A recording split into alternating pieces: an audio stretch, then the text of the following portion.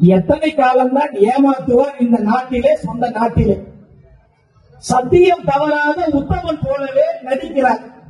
சமயம் பார்த்து பல வகைகளில் கொள்ளை அடிக்கிறார். அப்படியே கண்ண மூடி ஒரு 5 செகண்ட் யோசிக்கிறேன், ஐயா ஸ்டாலின் அவர்களுடைய முகம் உங்களுக்கு ஞாபகம்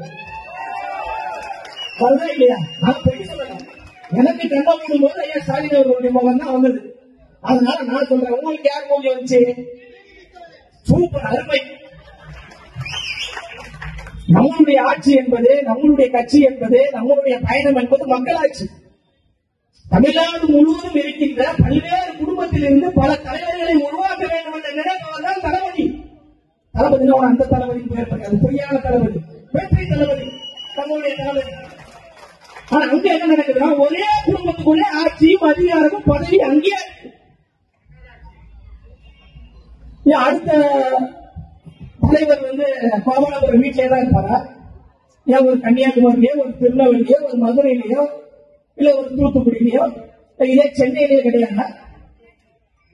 நாடாளுமன்ற உறுப்பினர் அவங்க சகோதரி அக்கா கனிமொழி அவர்கள் மட்டும்தாங்க, வேற அந்த கட்சியில பெண்களே கிடையாதா? இதைதான் நம்ம மன்னராட்சின்னு சொல்றோம், இதைதான் பாசிச ஆட்சின்னு சொல்றோம், இதைதான் சர்வாதிகாரம் சொல்றோம். எங்களை கேட்பது யாருமே கிடையாது.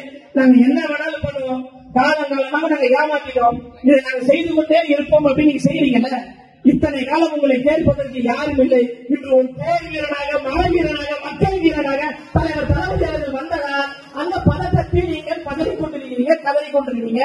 நாள்தோறும் எங்களுக்கு எதிராக பல கொத்தளிமைகளை உருவாக்கி கொண்டு வாழைக்கு விடக்கூடிய இந்த 200 ரூபாய் ஊப்பிகளை உருவாக்கி கொண்டு எங்களுக்கு எதிராக பேசிக் கொண்டிருக்கீங்க. உங்களுடைய அவதூறுகளும் உங்களுடைய விமர்சனங்களும் நீங்கள் என்ன பண்ண போகுது?